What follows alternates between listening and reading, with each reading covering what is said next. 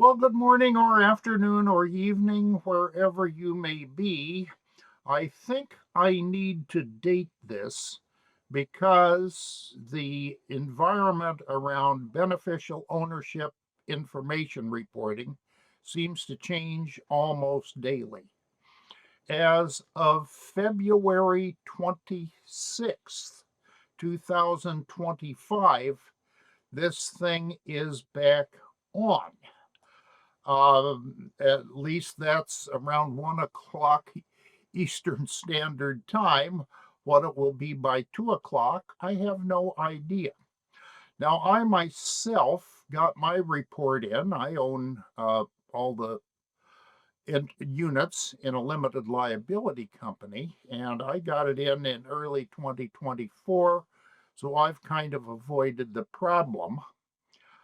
Um, and this thing, if you want my candid evaluation, the objectives were pretty reasonable to give the Financial Crimes Enforcement Network an idea of who's doing business in our country.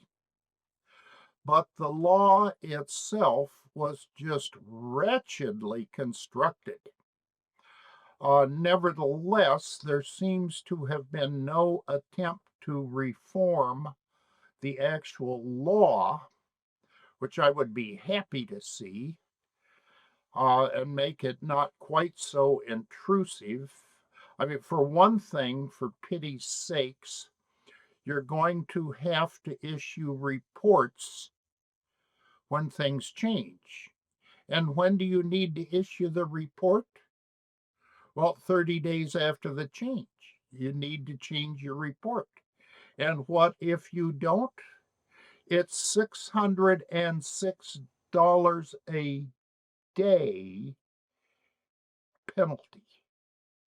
Yes, folks, that's over $18,000 a month. Prohibitive. Yep, that's what the law is written to do. There are no reasonable cause or other sort of exceptions.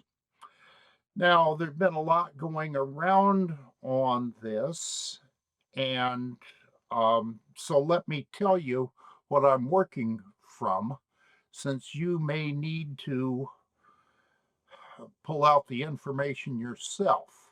So, the question we have for today: does a reporting company need to file a new report when a beneficial owner's email address changes? Before I answer the question, as is my usual fashion, I'm going to guide you through where I get the information. Now, there is a BOI small compliance guide, and here's your link for it. And what you link into tomorrow is probably going to be the same information I got today, unless there's another court decision that comes out this afternoon or whenever. In other words, we're living in chaos, so I get the most up to date information I can. So here's what I got at that website. And you see the URL I've pasted in on top of the cover page, Small Business Entity Compliance Guide. And you will see down towards the bottom, it's version 1.3, February 2025. And what does 1.3 have that 1.2 doesn't? It has the red here. Now back in effect with a new deadline of March 21, 2025 for most companies. Okay, and then it says some other thing. The guidance below has not yet been fully updated. So, what do we have as our magic day? March 21, 2025. Get them in. But unfortunately, You also have to report changes in this.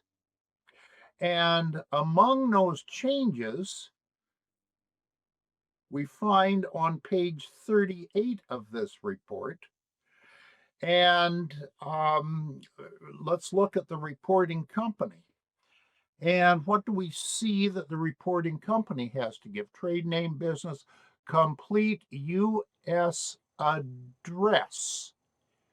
If it's in the U.S. or if it's not in the U.S., where is the U.S. address where it primarily conducts its business? Now, that implies what? Address, U.S. address. Street, city, state, zip code? Oh, I would think so. Post office box?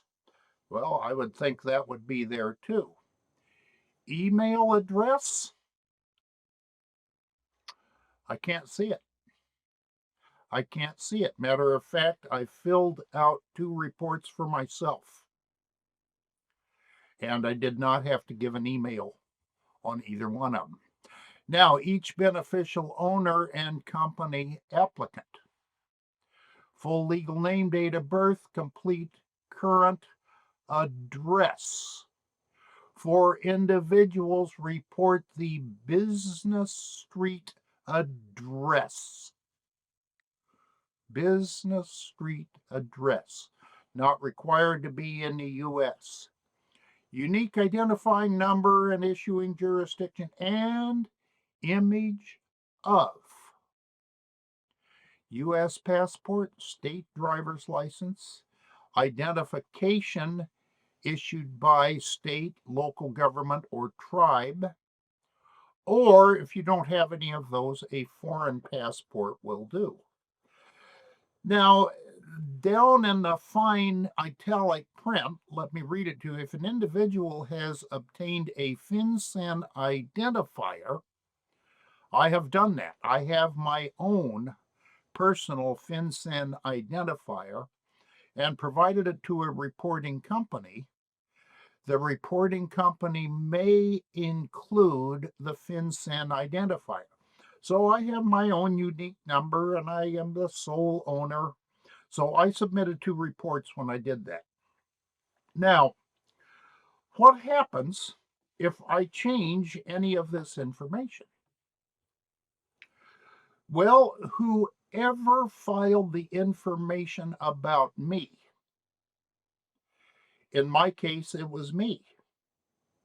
Had I not gotten my individual FinCEN, it would have been my company, Tax Scopes LLC. But whenever any of this information changes, you have 30 days to file a new report. Or what? Or what? $600 a day penalty. $606 a day penalty. I mean, that's just so awful that they need to do 2 things. They need to have a penalty that is not going to bankrupt every small business owner who has a slip up, and they need to do another thing. Rather than 30 days after, they need to have a reporting period like a year and say report all 2024 changes by April 15th, 2025, or something like that. But they have not done that. Why? Because it's either on exactly as it is or it's off, and there don't seem to be any reasonable voices on it. So, what was the question? Do I have to issue a new report after change of an email? My opinion, no. Email was not given one of those. Been my pleasure to provide this Again, February 26, 2025 information. Uh, please be sure by the time you view this to see if there are any new changes. Thank you very much for your attendance today.